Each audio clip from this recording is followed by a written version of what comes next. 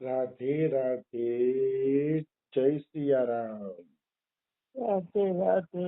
જય સિયારામ. આપણે રામચરિતમાનસ માંથી અરણ્ય કાંડ ચાલે છે. અરણ્ય કાંડની અંદર રામ અગસ્ત્ય ઋષિને મળે છે અને અગસ્ત્ય ઋષિએ રામજીનું ખૂબ સરસ રીતે સ્વાગત કર્યું છે. એને સરસ રીતે પગ ધોયા, પૂજા કરી, આસન ઉપર બેસાડ્યા અને ફળ ફૂલ પણ ખાવા માટે આપ્યા. પછી જ્યારે બધો સ્વાગત સત્કાર થઈ ગયું ત્યારે રામ શું કહે છે? તબ રઘુવીર કહા મુનિ પાહી, તુમ સન પ્રભુ દુરાવ કછુ નાહી. રામજીએ અગસ્ત્ય ઋષિને કીધું કે હે પ્રભુ, તમારી પાસે મારે કાંઈ છુપાવવા જેવું તો છે નહીં. હું જે કારણે તમારી પાસે આવ્યો છું એ કારણ તો તમે જાણો જ છો કે એટલે એ તાત હું તમને સમજાવીને બીજું શું કહું કે તુમ જાનહુ જેહી કારણ આયવું, તાતે તાત ન કહી સમજાયવું. રામ કે હું અહીંયા શું કામ આવ્યો છું એ તો અગસ્ત્ય ઋષિ આપ જાણો જ છો. તો જાણો છો તો મારે વિસ્તારથી શું બોલવું કે તમે બધું એમને એમ સમજી જાઓ તો વધુ સારું છે કે બાકી વિસ્તારથી મારે કાંઈ આમાં બોલવા જેવું છે નહીં. રામ એમ કહે છે તો કે અગસ્ત્ય ઋષિ કે મને ખબર છે તમે શા માટે આવ્યા છો, પણ હે રામ તમે કાંઈક ખુલીને બોલો ને તો મજા આવે. તમે કાંઈક મને સમજાય એ રીતે બોલો ને તો મજા આવે. તો રામ શું કહે છે? અબ સો મંત્ર દેહુ પ્રભુ મોહી, જય પ્રકાર મારો મુનિ દ્રોહ. તો રામ એમ કહે છે કે પ્રભુ તો સાંભળો, જો તમે મારી પાસે સાંભળવા માંગતા હોય તો સાંભળો. હું અહીંયા છે ને કે રાક્ષસોને મારવા આવ્યો છું. મુનિ દ્રોહી એટલે જે ઋષિ મુનિઓનો દ્રોહ કરે છે, ઋષિ મુનિઓનો વિરોધ કરે છે કે એવા રાક્ષસોને મારવા માટે જ હું કે અહીંયા આવ્યો છું કે તો તમે મને છે ને એવો કંઈક મંત્ર આપો કે જેના કારણે હું રાક્ષસોને મારી શકું. હાલાકી રામ સર્વ સમર્થ છે, રામ સાક્ષાત ભગવાન છે, છતાં પણ રામ ઋષિ મુનિ પાસે મંત્ર માગે છે. મતલબ પેલા ઋષિ મુનિ પાસે મંત્રથી ચાલે ને એવા બાણ હતા. તમે મંત્ર બોલો ને એટલે બાણ બની જાય અને ઈ બાણ પછી રાક્ષસોનો વિનાશ કરી નાખે. એવા મંત્રથી ચાલતા બાણ કેવલ ઋષિ મુનિઓ પાસે જ હતા. તો રામ પાસે તો બધું હોય કારણ કે રામ તો ભગવાન છે. રામમાંથી જ બધા મંત્ર ઉત્પન્ન થયા છે. તો રામને શું માગવાનું હોય? કઈ ન માગવાનું હોય. છતાં પણ રામ માગે છે કે તમે મને છે ને કે એવો કાંઈક મંત્ર આપો કે જેના કારણે હું છે ને કે આ બધા દ્રોહીને મારી શકું, રાક્ષસોને મારી શકું. એવા બાણ આપો. આવી વસ્તુ છે. આ છે ને રામજીની દીનતા છે, આ રામજીની શાલીનતા છે કે રામ આ રીતે વરદાન માગે છે. મુનિ મુસ્કાન સુની પ્રભુ બાની, પૂછે નાથ મોહિકા જાની. અરે ઋષિ અગસ્ત્યજી મુસ્કરાઈ ગયા અને કહે છે કે અરે પ્રભુ, હું સમજીને તમે મને આવો પ્રશ્ન કર્યો કે તમે સાક્ષાત ભગવાન છો, પૂર્ણ પુરુષોત્તમ પરમેશ્વર છો, તમારી પાસે બધા મંત્ર છે. અરે તમારામાંથી જ બધા મંત્ર નીકળ્યા છે. તો મંત્રથી ચાલતા બાણ વિશે તો તમે જાણતા જ હોય ને કે છતાંય તમે મને બાણ વિશે પૂછો છો. પ્રભુ પ્રભુ પ્રભુ, આ તમારી લીલા સિવાય છે ને બીજું કાંઈ છે જ નહીં કે આ તમારી લીલા જ છે એક જાતની કે બીજું આ કઈ છે જ નહીં કે તો તમે મને આ રીતે ન પૂછો.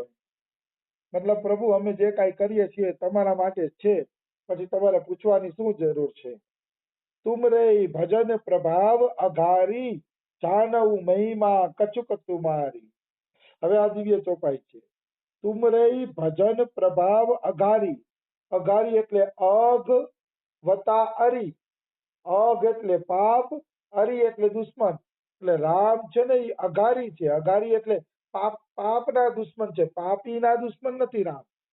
અઘારી એટલે અઘના દુશ્મન, પાપના દુશ્મન છે ભગવાન શ્રી રામ. એટલે અહીંયા એમ કહે છે કે પ્રભુ અમે તમારું ભજન કરી કરીને થોડીક તમારી મહિમા જાણી છે કે આવા તમે અમિત મહિમા વાળા થઈને મારી પાસે ધનુષ માગો કે મંત્ર માગો કે બાણ માગો એ સારું લાગે કે તમારી મહિમા તો અમિત છે, અગાધ છે કે અને પછી તમે કે આ રીતે અમારી પાસે બાણ માગો એ સારું ન લાગે. અને અહીંયા એક દિવ્ય ચોપાઈ છે, તુમરે ભજન પ્રભાવ અગારી જાનવું મહિમા કછુક તુમારી. આ ચોપાઈ દિવ્ય છે. જેને ભગવાનની મહિમા જાણવી હોય ને એ વ્યક્તિએ આવી ચોપાઈના સંપુટ લગાડવા જોઈએ. જે લોકો ભગવાનનું ભજન કરતા નથી એ ક્યારેય ભગવાનના ભજનની મહિમા નહીં જાણી શકે, નિશ્ચિત નહીં જાણી શકે. એમાં કોઈ એટલે કોઈ શંકા નથી. તમારે ભજન કરવું પડશે. ભગવાન છે ને બુદ્ધિથી નથી જણાતા, ભગવાન ખાલી કથા સાંભળી લેવાથી જ નથી જણાતા. તમારે ભજન પણ કરવું પડે છે. ભજનનું બળ તમારી હારે હશે તો ધીરે ધીરે તમે પ્રભુની મહિમા જાણી શકશો, ધીરે ધીરે તમે ભગવાનની મહિમા જાણી શકશો. નિશ્ચિત એમાં કોઈ એટલે કોઈ પણ પ્રકારની શંકા નથી. એટલે ભગવાનની મહિમા કેવલ અને કેવલ ભગવાનના ભજનથી જાણી. કારણ કે ભજન કરતા કરતા તમારું અંતઃકરણ ચોખ્ખું થાય અને ચોખ્ખા અંતઃકરણમાં જ છાપ પડે કે વાસ્તવમાં ભગવાન શું છે. ગંદા અંતઃકરણની અંદર છાપ નથી પડતી કે ભગવાન શું છે. એ ચોખ્ખા અંતઃકરણમાં જ એ છાપ પડે છે. અને ચોખ્ખું અંતઃકરણ કેવલ ભગવાનના ભજનથી જ થાય છે. પ્રેમ ભક્તિ બિનુ રઘુરાઈ અભિયંતરમલ કબહુ ન જાય. ભગવાનમાં પ્રેમ થાય તો એ પ્રેમ ભક્તિના પાણીથી જ આ હૃદયના અંતઃકરણનો મેલ છે ને એ જાય છે. ત્યાં સુધી અંતઃકરણનો મેલ છે એ જાતો નથી. એમાં કોઈ એટલે કોઈ શંકા નથી. એટલે ભગવાનનું ભજન કરવું જોઈએ તો જ તમે ભગવાનની મહિમા જાણી શકશો. અત્યાર સુધી જેટલા ઋષિ મુનિઓએ અને ભક્તોએ ભગવાનની મહિમા લખી છે એ બધાએ ખૂબ ભજન કર્યું છે, અનુભવ પ્રાપ્ત કર્યો છે. અને ભજન અને અનુભવ મિક્સ કરીને પછી એ લોકોએ ભગવાનની મહિમા ગાઈ છે, ભગવાનના ગુણ ગાયા છે. ભજન વગર કોઈ ભગવાનની મહિમા ગાય તો એ મહિમા બરોબર નથી. આજકાલ તો શું કરે છે, ભાગવત કથાકારો ભાગવત કરે અને સાઈડમાં પછી ધંધાઈ કરતા હોય, દુકાનો હલાવતો હોય. કારણ કે ભાગવત થી તો ઘર હાલતું ન હોય, ખાલી ભાગવત કથાથી તો ઘર હાલે નહીં, એટલે સાઈડમાં દુકાનો ધંધાઈ હોય. આવા વ્યક્તિ દ્વારા કોઈ દી ભગવાનની મહિમા જાણી શકાતી નથી. ભગવાનની મહિમા તો કેવલ અને કેવલ ભગવાનના ભજન દ્વારા જાણી શકાય છે. એ સિવાય ક્યારેય જાણી શકાતી નથી. આવી વસ્તુ છે. એટલે જે ભજન કરતા હોય અને ભજન કરીને ભગવાનની મહિમા ગાતા હોય એવાના મુખેથી હરિકથા સાંભળવી તો તમે ભગવાનની મહિમા જાણી શકશો અને ભગવાન તરફ આગળ વધી શકશો. નહીતર અસંભવ છે, કઠિન છે, અઘરું છે.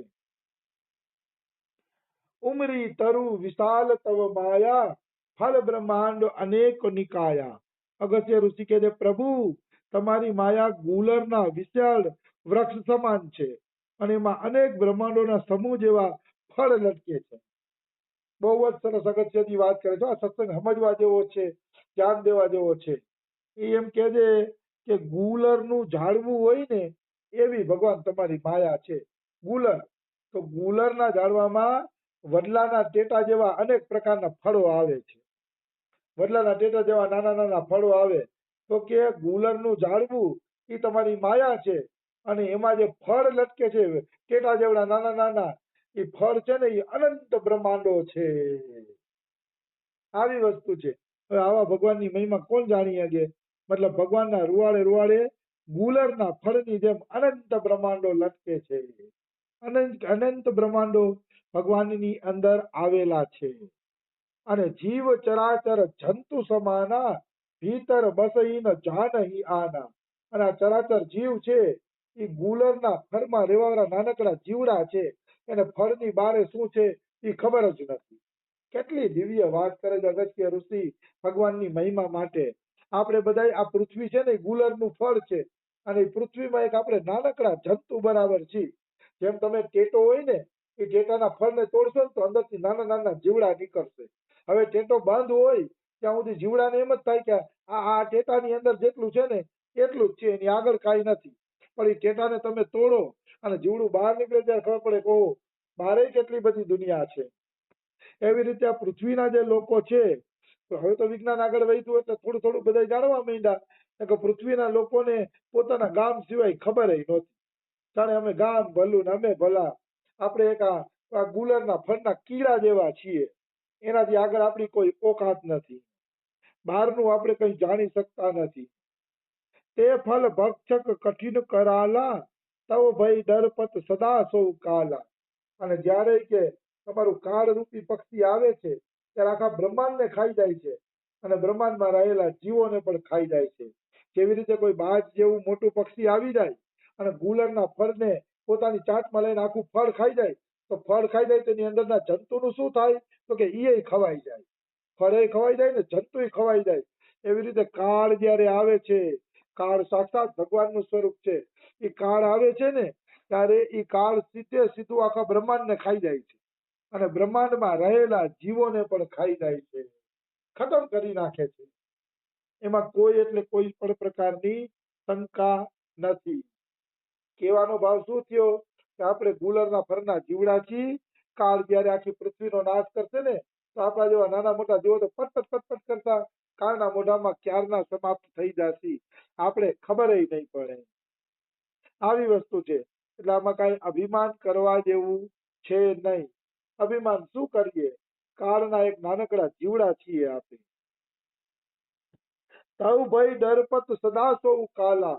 તો કે જે કાળ આખા બ્રહ્માંડને ખાઈ જાય છે એ કાળ પણ રામને જોઈને ધ્રુજે છે, રામને જોઈને ડરે છે કે રામ ક્યાંક મને વઢે નહીં, મારા કામમાં કાંઈ ભૂલ ન કાઢે. કાળ પણ એનાથી ડરે છે. તો એ રામની મહિમા શું હશે? જે કાળ આખા બ્રહ્માંડને ખાઈ જાય છે એ કાળે રામથી ડરે છે, તો રામની મહિમાનું શું વર્ણન કરવું? રામની અગાધ મહિમા છે, એનું કોઈ વર્ણન થઈ શકતું નથી. આવી વાત છે. એટલે ભાઈ આપણે તો એક ગુલરના ફળના જીવડા છીએ. ગુલરના ફળની બારે શું થાય છે એ આપણે ખબર નથી.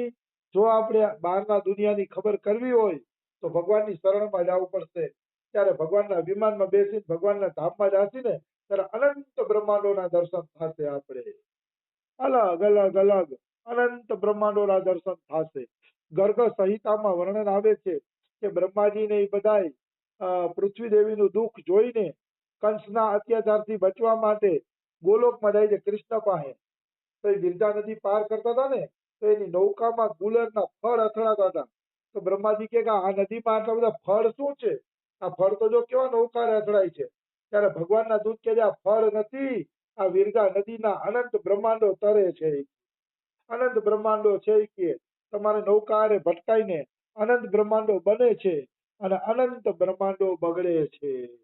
ત્યારે બ્રહ્માજીને ખબર પડી કે ઓહો, વિરજા નદીમાં તો ગુલરના ફળની જેવા અનંત બ્રહ્માંડો તરે છે અને એ કેટલાય બને છે અને કેટલાય બગડે છે ને એનો કોણ હિસાબ રાખે? ભગવાન અનંત છે, બ્રહ્માંડો અનંત છે, ભગવાનના અવતારો અનંત છે, એનો કોઈ હિસાબ નથી, એનો કોઈ પાર નથી. એટલે ભગવાનને પાર નહીં પામવાનો પણ ભગવાનને પ્રેમ કરવાનો. મારા છે, મારા માનીને પ્રીતિ કરવાની, કારણ કે એનો પાર છે ને એ કોઈ પામી શકતું નથી.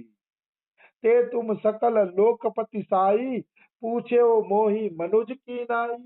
તો કે રામ તમે આ બધાય લોકપતિના નાયક છો, અનંત બ્રહ્માંડના નાયક તમે છો, અનંત બ્રહ્માંડના માલિક તમે છો અને મને ખાલી સાધારણ ધનુષ માટે પૂછો છો, સાધારણ મંત્ર માટે પૂછો છો કે આ મંત્ર બોલવાથી આ રાક્ષસ મરશે ને, આ મંત્ર બોલવાથી બ્રહ્માસ્ત્ર આવશે ને.